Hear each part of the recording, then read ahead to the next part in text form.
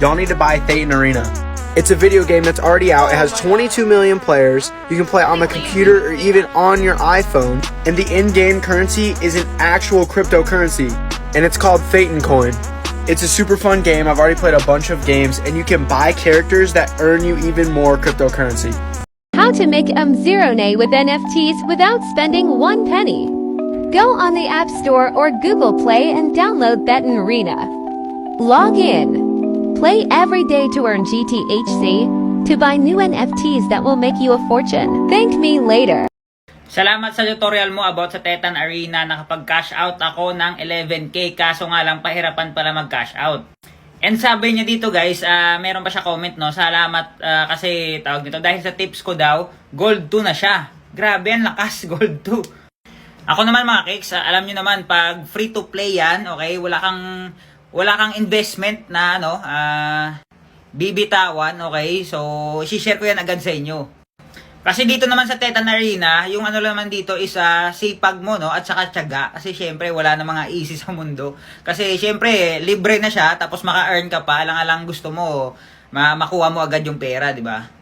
Paghirapan mo din talaga yung gold 2 na yan, or bronze 1, medyo mahirap din yan i-grind, pero ang lakas niya, no? Gold 2 na siya. So mga cakes, kung may mga sources of income pa ako na alam sa sunod, i-share ko din yan sa inyo, okay? So may mga NFT games pa tayo na alam na pwede kayo mag-earn ng pera na wala kayong bibitawan, okay? I-share ko din yan. Hindi tayo madamot mga cakes, okay? Kasi alam nyo, tawag nito, yung blessings na babalik sa'yo, sobra-sobra pa yan. Basta tumutulong ka sa kapwa mo, sa community, okay? So guys, congrats sa atin, no? 200 scholars na yung SFC Guild. Thank you so much sa support. Sa mga Axie managers, thank you din. I hope madami pa tayo matulungan in the future. Follow nyo ako guys para updated kayo, okay? So, thank you so much. God bless.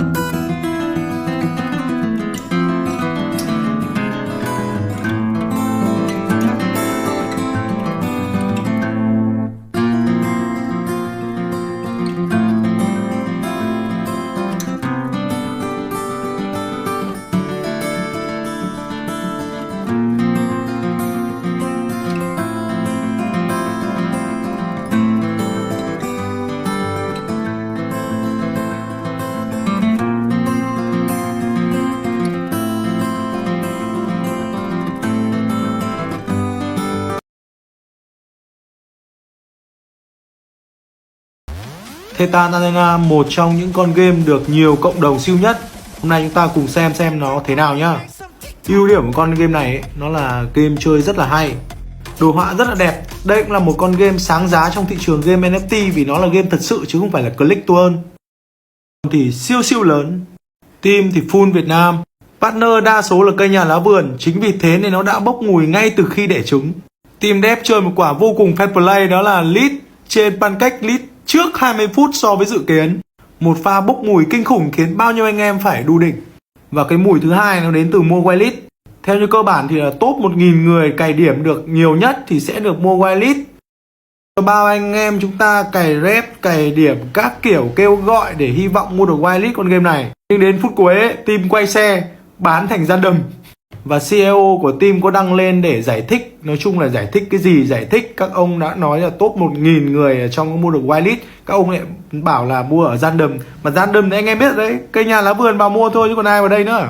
Bỏ qua cái vụ lùm xùm trước đây ấy, thì con game này ấy, nó được bê nguyên từ một con game khác sang con game này. Nó bê từ con Hero Streak này sang bởi vì là hai con game này đều cùng nhà phát hành cả. Thì trước đấy con game kia nó chỉ là con game online bình thường, chơi bình thường thôi. Thì cái mùa crypto đến thì đương nhiên nhà phát hành phải muốn kiếm cháp một tí chứ.